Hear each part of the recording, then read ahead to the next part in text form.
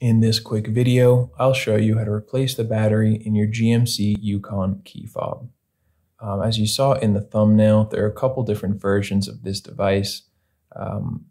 This is the 5-button version. I think there's a 4-button and a 3-button version as well. It doesn't matter which one you have, they are all the same. I actually have this one here too. This is the kind of a newer one with 5 buttons. There's the older one with 4.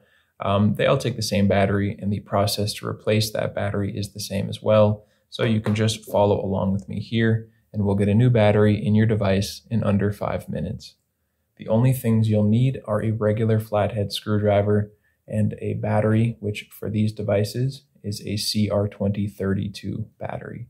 If you don't have one of these lying around the house, you can go check the link in the description. That first link will take you over to Amazon, where you can find these batteries for just a few dollars.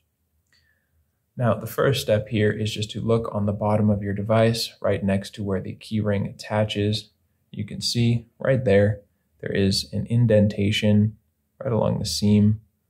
Just take your flathead screwdriver, insert it into that area, just wiggling it in, and you can see how easy that was. It just opened right up.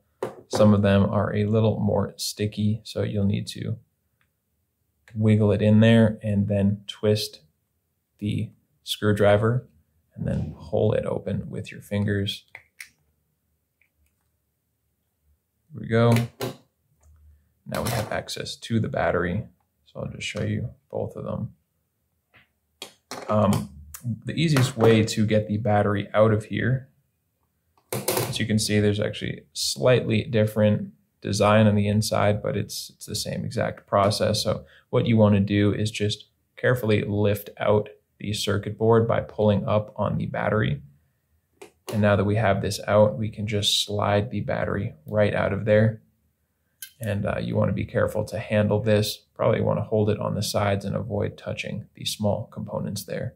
So go ahead and pull the battery out, dispose of your old one. Grab your new CR2032, and when you're putting it in, you want to make sure that this positive side that has the plus sign on it is facing up.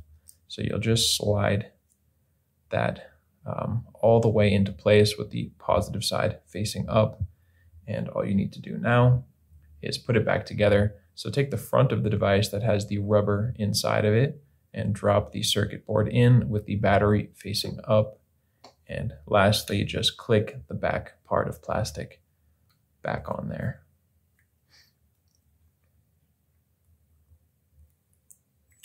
Doesn't want to go back together. Just make sure it is lined up. I think sometimes the rubber is a little bit not aligned correctly, and you just want to push down on the sides a bit. Let's try that again.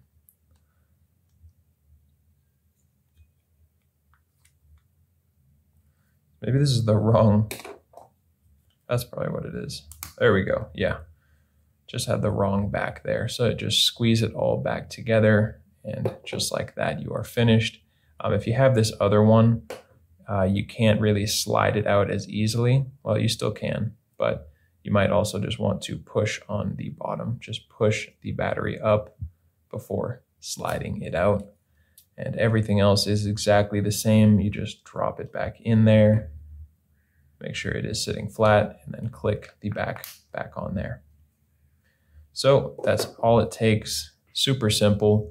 I hope this video helped you out, and hopefully it saved you a couple of bucks doing the process yourself at home. So if you liked this video, you can feel free to let me know down in the comment section, or just give this video a like.